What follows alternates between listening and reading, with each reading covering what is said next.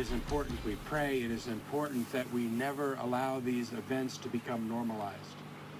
It is important that we never allow these events to be the accepted consequence of living together in a community. People honored El Paso shooting victims at the Mexican-American Cultural Center in Austin tonight. Travis County District Attorney Margaret Moore, Austin Police Chief Brian Manley, and Mayor Adler were there. And just into our newsroom, CNN reporting the El Paso shooting suspect's mother called police about her son weeks ago.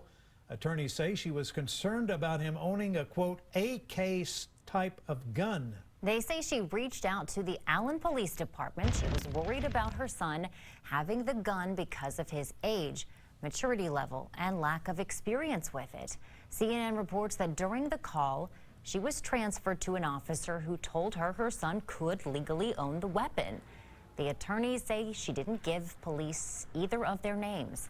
The Allen Police Department said in a statement earlier this week that officers only had limited interaction with the family.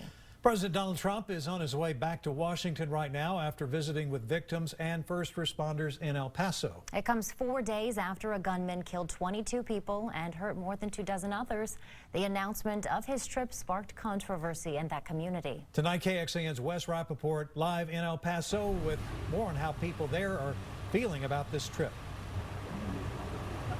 Hi, Robert and Sydney. We've spent time all week by this memorial that continues to grow, and El Pasoans who have come here to pay their respects tell us they're conflicted, they're torn, whether to welcome President Donald Trump as they welcome everyone in this community, or to watch and wait with their guards up. The outpouring of support for those killed over the weekend seems never-ending. To show that we care and that all of us as El Pasoans could come together and fight through this. President Donald Trump met with shooting victims and thanked first responders. He says he thinks there's bipartisan support for long-term solutions. Let's see if we can get something done. And Republicans want to do it and Democrats want to do it. A day full of talk that some hope will turn into action. We definitely need to work on very serious issues in this country so that no more people die. The time for talking is over.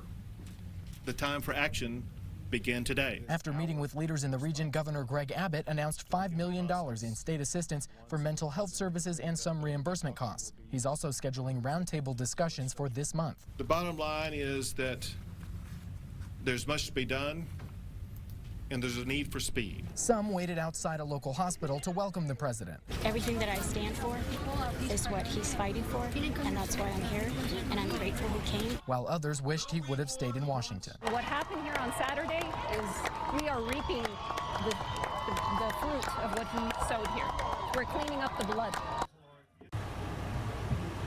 And we also heard from both of Texas's senators. John Cornyn and Ted Cruz both agree lawmakers in Washington have to act. Senator Cornyn telling us today he wants to work on identifying people before they commit violent acts and attacks, just like the one right here at this El Paso Walmart. Reporting live here tonight in El Paso, I'm Wes Rappaport, KXAN News.